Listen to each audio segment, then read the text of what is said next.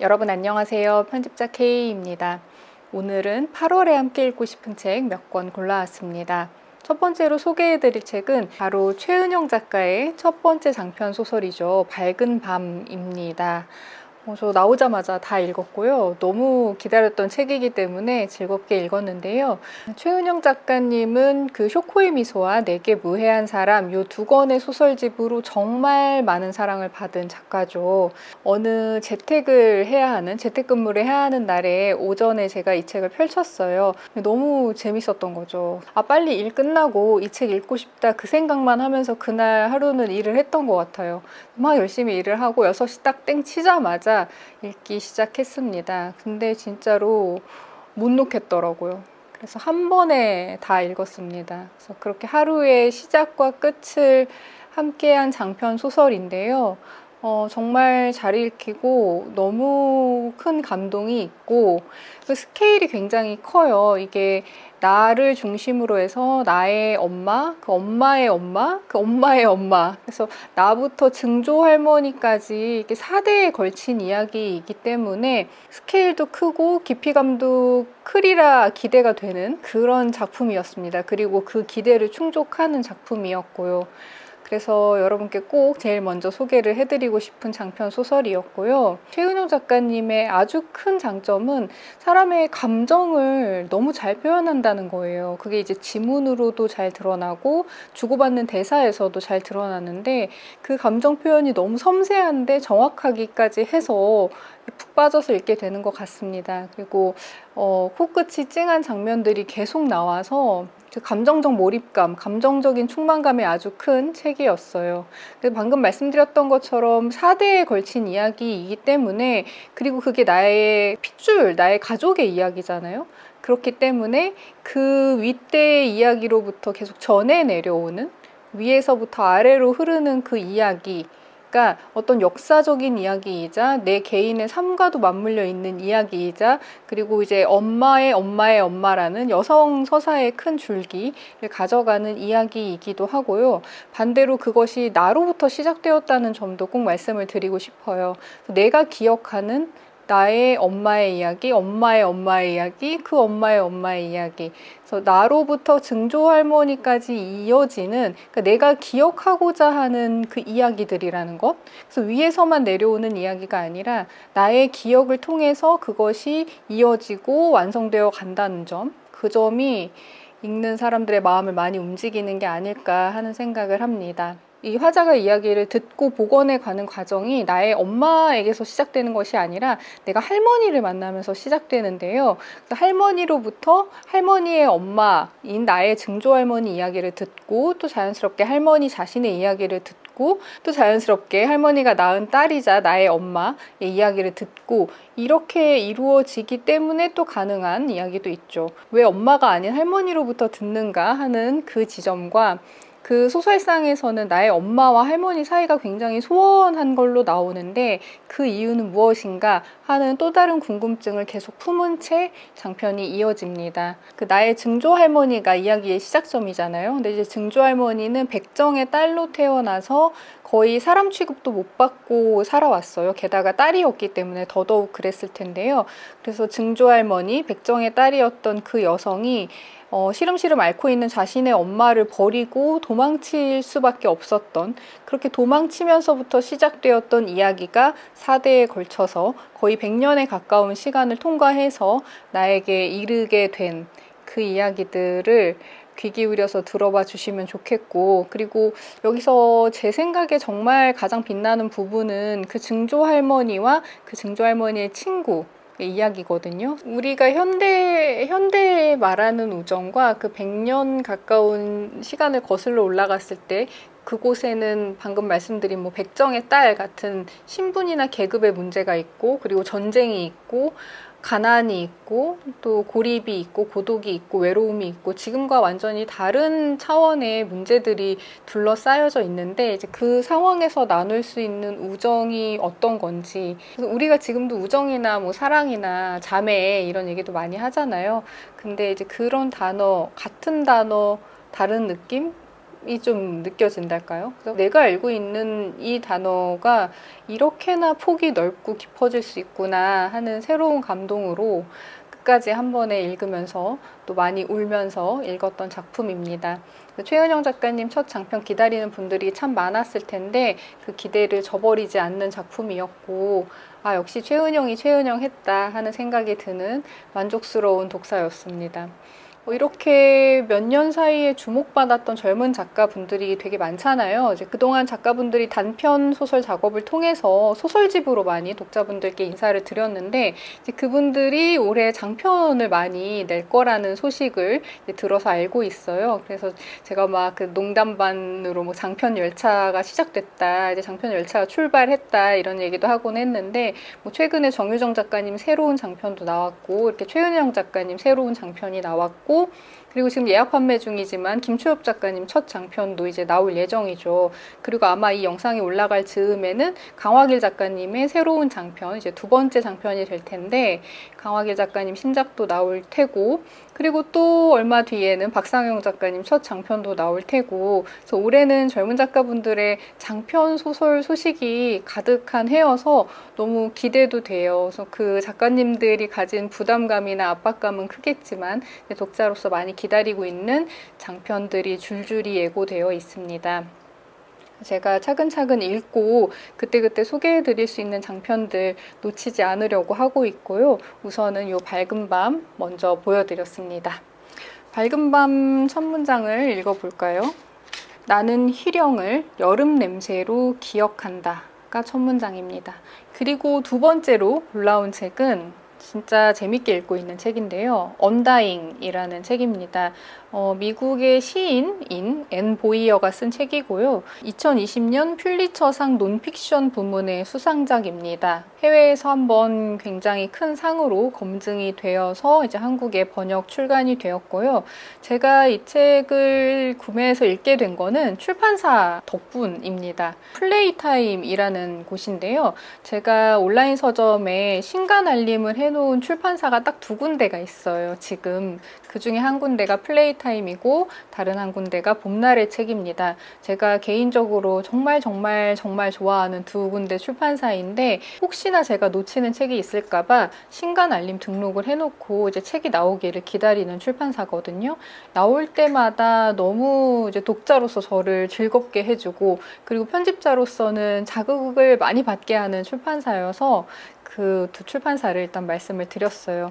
플레이타임은 특히 데버라 리비라는 저한테 너무 이제 중요한 작가를 알게 해준 출판사라서 더 애정이 있는데요. 이번에 이 앤 보이어의 언다잉이라는 책을 역시나 또 근사하게 잘 출간을 해주셔서 기쁘고 감사한 마음으로 읽고 있습니다. 플레이타임은 진짜 디자인이 너무 예뻐요. 너무 감각적이고 예쁘고, 제가 평소에 일을 하면서 선뜻 해보지 못하는 작업들에 가까운 그런 표지들도 많아서, 뭐 표지뿐만이 아니에요. 본문까지. 그래서 나올 때마다 눈여겨보고 있어요. 이 언다잉이라는 책을 읽다 보면 표지의 이 쨍한 핑크빛과 위로 그라데이션 되어서 흐릿해지는 이 표지의 느낌이 어떤 건지 그 의도를 좀 짐작할 수가 있습니다. 이 책은 말씀드렸듯이 미국의 시인인 앤 보이어가 쓴 책이고요. 1973년 태어난 작가예요. 근데 2019년에 41의 유방암 진단을 받았고, 유방암 중에서도 굉장히 치료가 어렵고 환자로서 선택지가 굉장히 적은 그런 좀 상황이 어려운 유방암에 걸렸던 그때의 경험을 녹여낸 책입니다. 표지에 여러 가지 낱말들이 부제로 적혀 있어요. 근데 이것이 이 앤 보이어가 유방암에 걸리면서 그에 수반되었던 문제들, 그에 수반되었던 내가 이야기하고 싶은, 쓰고 싶었던 문제들의 핵심 키워드라고 생각이 되는데요. 이게 뭐냐면 이렇게 순서대로 읽을게요. 고통, 취약성, 필멸성, 의학, 예술, 시간, 꿈, 데이터, 소진, 암, 돌봄, 이런 문제들에 대해서 이 책에 썼다라고 바로 알 수 있게 해주는 대목입니다. 진짜 밑줄을 많이 그으면서 읽고 있는 책입니다. 뭐 그런 분들 많으시죠. 죽음이라는 키워드에 관심이 많아서 그 관련 책들을 많이 사서 읽고 모아놓고 하는 분들이 많은데 저도 그 중에 한 사람이고 나는 왜 이런 키워드에 반응하는가라는 생각도 종종 해보고는 하거든요. 근데 이제 시간이 지나고 저도 이제 나이를 먹고 뭐 제 주변에 누군가가 아프거나 뭐 제가 아프거나 하는 그 과정들을 겪으면서 이 문제에 대한 관심이 정말 훨씬 더 구체화되고 있어요. 심각한 얘기 하고 있는데 저희 집 고양이가 지금 터널을 왔다 갔다 하고 있네요. 다르게 말하자면 저는 평소에 인간이 죽어가고 있는 존재라는 것, 그리고 누구도 그것을 피할 수 없다는 것, 그런 어떤 확고한 불멸의 진리, 그런 것에 관심이 많았다면 이제는 그 단계의 구체적인 그 단계들, 죽어가는 과정의 그 구체적인 단계들을 훨씬 더 가까이서 체감을 하고 있는 건데, 이제 그러다 보니까 이런 책이 조금 더 잘 다가오지 않나라는 생각이 듭니다. 그런 걸 다 떠나서 일단 너무 잘 써요. 너무 잘 쓰고 제가 몇 부분 읽어드릴 텐데 일단은 정말 사로잡는 글쓰기를 하는 분이구나라는 생각이 듭니다. 최근에 그 치료를 받고 수술을 받았던 그런 과정을 겪으면서 역시 또 뼈저리게 느끼는 것이 정말 고통만큼 개별적인 게 없다. 나만의 문제인 거잖아요. 나만이 느끼는 거고, 그리고 주변에 아무리 가까운 사람이라도 이것을 짐작해주기 어렵죠. 저도 설명하기 어렵고. 너무나 나만의 것이라는 그 감각이 정말 어떤 근원적인 외로움을 느끼게 하는구나. 그러면서 그 근원적인 외로움이 정말 나 자신에게 집중하게 만드는구나. 그 어느 때보다도 나에게 집중하게 만드는 게 내 육체나 마음의 고통이라는 것이 주는 그 아이러니? 그것에 대해서 생각하면서 수술은 잘 받았습니다. 아주 문제없이 잘 받았고요. 이 책의 첫 꼭지, 막을 올리며의 앞에 한두 문단과 뒤에 한 문단 정도를 읽어볼까 해요. 일단 처음은 이렇게 시작을 합니다. 1972년 수전 손택은 죽어가는 여자들에 관하여나 여자의 죽음 혹은 여자는 어떻게 죽는가 등의 제목을 염두에 둔 작업을 구상하고 있었다.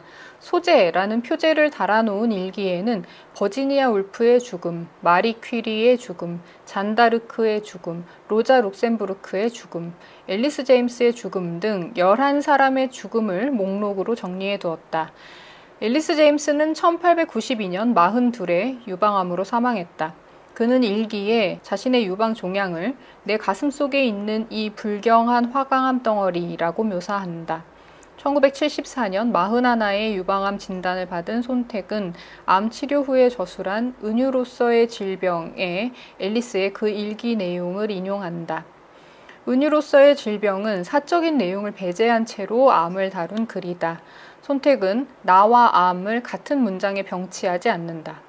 레이첼 카스는 암의 문화사 분야에서 단연 명저로 손꼽히는 침묵의 보험을 집필하던 시기인 1960년 53세 나이로 유방암 진단을 받는다. 그리고 1964년 사망 때까지 자신의 유방암 투병 사실을 공개하지 않는다. 손택이 유방암 치료 기간에 쓴 일기는 기록이 띄엄띄엄하고 분량도 적다는 점이 유독 눈에 띈다. 분량이 적다는 사실은 유방암으로 인해 치러야 했던 비용, 즉 장기간에 걸쳐 인지 능력에 심각한 영향을 미칠 수 있는 항암 화학요법 치료의 주된 결과인 사고력 상실을 예증해 준다. 1976년 2월 항암 화학요법을 받고 있던 손택은 일기에 이렇게 적는다. 내게는 정신의 체련장이 필요하다. 바로 다음 일기는 그로부터 수개월 후인 1976년 6월의 기록이다. 편지를 쓸 수 있게 되면. 자기 자신만을 다루는 글쓰기가 오로지 죽음만을 다루는 글쓰기인 것은 아니다. 자기 자신만을 다루는 글쓰기는 특정 유형의 죽음을 혹은 정치나 집단행동, 광범위한 역사가 들어설 여지가 없는 죽음에 가까운 상태를 보다 구체적으로 다루기도 한다. 현재 유방암을 다루는 일반적인 문학 형식에는 유방암의 산업적 병인, 의학의 여성 혐오적이고 인종차별적인 역사와 관행, 믿기 어려울 정도의 수익을 창출하는 자본주의 기계, 유방암이 유발하지만 계급에 따라 불공평하게 분배되는 고통과 죽음이 누락되어 있다. 자기 자신만을 다루는 글쓰기는 죽음에 관한 글쓰기일 수도 있지만 죽음에 관한 글쓰기는 만인에 관한 글쓰기다. 로드는 이렇게 썼다. 나는 살아남지 못한 여자들의 이름을 내 심장에 문신으로 새기고 다닌다. 그리고 그 심장에는 이름 하나가 더 새겨질 공간이, 내 이름을 위한 공간이 남아있다. 손택은 유방암 진단을 받은 해인 1974년 일기에 이렇게 기록한다. 지금까지 내 사유의 방식이 지나치게 추상적이면서 동시에 지나치게 구체적이었다는 걸 깨달았다. 지나치게 추상적, 죽음, 지나치게 구체적, 나. 그러면서 추상적이기도 하고 또한 구체적이기도 한 중간 조건을 인정한다. 그 조건이란 자기 자신과 자신의 죽음 사이에 위치한, 추상과 구체 사이에 위치한 여자다. 손택은 이렇게 덧붙인다. 그러자 완전히 새로운 죽음의 우주가 내 눈앞에 떠올랐다. 세 번째 책은 굉장히 심플한 표지의 사랑의 은어라는 서한나 작가님의 새 에세이입니다. 인생에 되게 여러 가지 국면을 맞이하잖아요. 각기 다른 장면들이 저의 안에 있는 거죠. 여러분 안에도 있는 거고. 근데 이제 그런 여러 장면들 중에 어떤 유사한 장면들을 가지고 있는 사람이 있는 것 같아요. 근데 그게 단순히 어떤 특정한 나이대 혹은 특정한 장소나 상황의 문제는 아니라고 생각하고 오히려 기질의 문제에 가깝다고 생각을 하거든요. 근데 이제 그런 작가를 좀 만난 느낌이 있어요. 서한나 작가님과 저는 여러 가지 면에서 프로필만 봤을 때 여러 가지 면에서 다른 삶을 살았지만 이 사람이 뭔가를 보고 글을 쓰고 하는 이 글만 봤을 때 나 이 사람의 어떤 면을 나도 알고 있어. 나한테도 있었어. 지금은 내가 그거를 자주 들여다보는 장면은 아니지만 나한테도 그 장면이 있었어. 하는 느낌을 주는 작가였어요. 그래서 굉장히 반갑고 너무 놀랍고 막 심장이 두근두근 하면서 그러면서도 약간 눈을 질끈 감게도 되기도 하는 그런 장면? 이걸 너무 설명하기가 어려운 거예요. 그래서 이거 어떻게 말씀을 드릴 수 있을까라고 생각했는데 그 뒷표지에 세 분의 추천사가 적혀 있거든요. 근데 그 중에 임승유 시인이 적은 추천사가 정말 내 마음을 대변하고 있는 추천사인 거예요.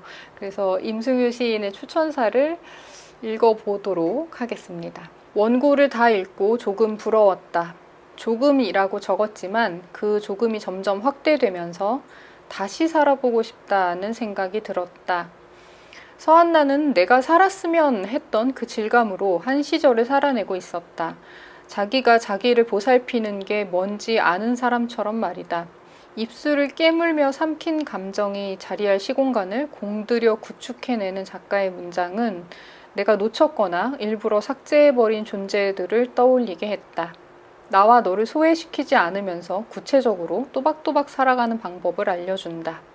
이 책 어디를 펼치든 살고 싶다는 마음을 챙기게 되는 것도 그래서다.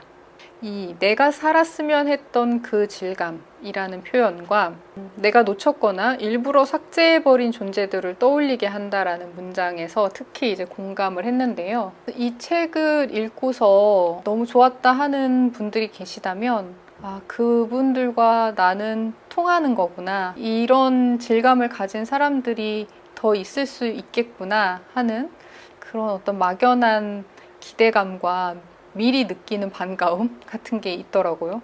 첫 꼭지가 이국 정취라는 에세이인데 이렇게 시작을 합니다. 처음 맡는 냄새 앞에서는 처음 사는 기분이 든다. 제가 되게 아끼는 요 목련 꽃잎 책갈피를 끼워두고 읽고 있습니다. 내 사랑은 그것을 표현할 단어가 있기 전부터 존재한 것 같다. 누군가의 눈빛이 조금 다른 것을 육감으로 느낄 수 있듯이 나는 이 모든 사연과 역사가 담기지 않을 바에야 사랑이 아닌 단어를 쓰겠다고 생각한다. 우리만 아는 말이어도 좋고 아예 말이 아니어도 좋겠다. 이것이 사랑이 아닐 바에야 사랑을 하지 않아도 좋겠다. 그러나 우리는 사랑에 빠질 것이다. 해본 적 없는 말을 쏟아낼 것이다. 프롤로그에 이런 멋진 문장도 담겨 있는 책입니다. 아주 작은 장면, 아주 작은 일상, 아주 작은 감각들에서 굉장히 깊이 빠져들어가서 그것을 길어 올려서 써내는 작가인데, 내가 알던 어떤 시절에, 그렇지만 지금은 나한테도 너무 낯설어진 나의 얼굴을 마주하는 것 같은 그런 기분을 오랜만에 느끼면서 읽고 있어요. 사랑의 은어입니다. 제 채널을 그 독자분들도 많이 봐주시지만 뭐 예비 편집자분들이나 편집일을 이제 막 시작한 분들도 봐주시고 있다고 알고 있는데, 그런 분들께 이 얘기 해드리고 싶다 해서 가지고 온 책이고요. 이 책입니다.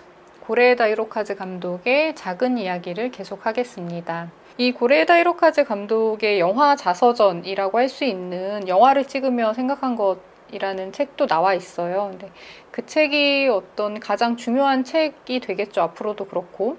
이 책은 약간 소품에 가까운 느낌이 들 수 있어요. 그래서 읽을 때 굉장히 일상적이고 인간 고레에다 히로카즈를 조금 더 많이 들여다볼 수 있는 책이거든요.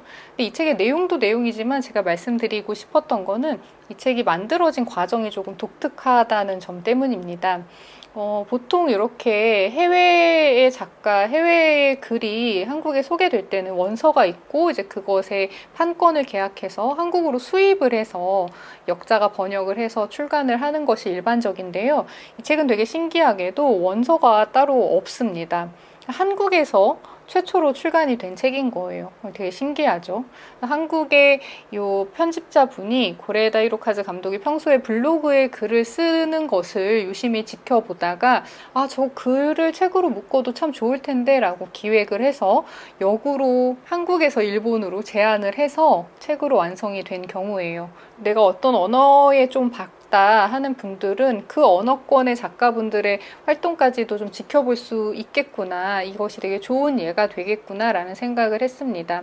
평소에 눈여겨보고 있는 작가의 그 경계를 한국 밖으로도 좀 넓혀가지고 생각해 볼 수 있는 것이죠. 그래서 그렇게 해서 고레에다 히로카즈 감독이 오히려 한국의 편집자의 제안을 받고 자신이 그간 블로그에 쓴 글들을 정리를 한번 싹 하고, 그리고 현재 시점에서 코멘터리를 붙인 것도 있더라고요. 그런 식으로 좀 정리를 해가지고 한국에서 책으로 출간하게 된 경우입니다. 그리고 뒷부분에 영화평론가인 정성일 선생하고의 대담도 실려 있어요. 이것도 이제 기획한 편집자분의 기획의 일환인 거죠. 그리고 제가 마지막으로 가지고 온 책은 이제 분위기를 좀 전환할 수 있는 책인데요. 여름에 생각나는 작가분인데 저한테는 그분의 신작이 나왔습니다. 제가 오늘 입고 있는 옷하고도 색깔이 좀 맞네요. 친구의 전설입니다. 이지은 작가님의 그림책이에요. 이분은 사실 이 책 아시는 분들이 더 많을 수도 있어요. 팥빙수의 전설. 이거 여름이면 꼭 생각나는 책이거든요. 팥빙수의 전설. 여기 보면은 표지에 하얀 호랑이가 있습니다.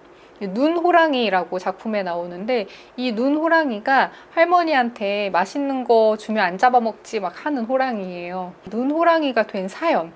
이 책의 일종의 프리퀄 느낌으로 이 하얀 호랑이가 된 사연이 이번에 나온 책 친구의 전설에 담겨 있습니다.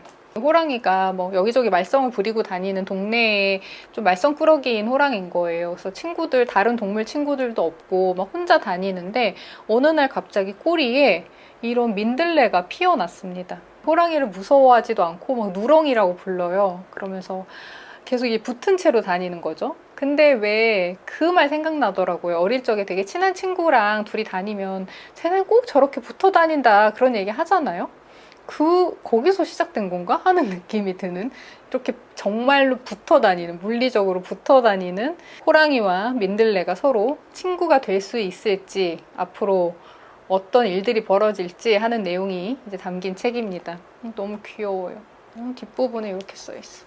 너도 하얘지니라고.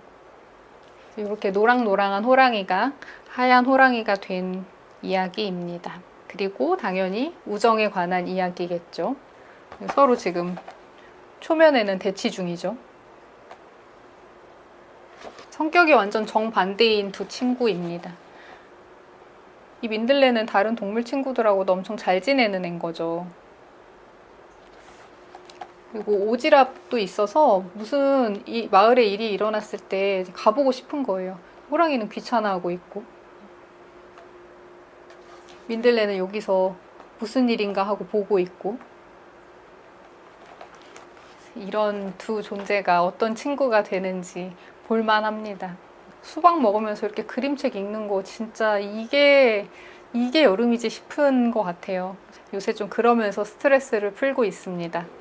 팥빙수의 전설에서 할머니가 굉장히 시크한데 눈호랑이를 만나서 얘가 이렇게 맛있는 거 주면 안 잡아먹지 하는데 할머니가 수확한 야채랑 과일을 팔러 시장에 나가는 중이었거든요. 그래서 딸기를 줍니다. 그래서 여기에 손톱 발톱에 꽂아서 먹고 있어. 이렇게 귀여운 책을 소개해드리는 것으로 다소 무거웠던 이야기를 환기하면서 8월엔 이 책을 마무리해볼까 합니다. 건강 잘 지키시고 이번 주도 정말 수고 많으셨습니다.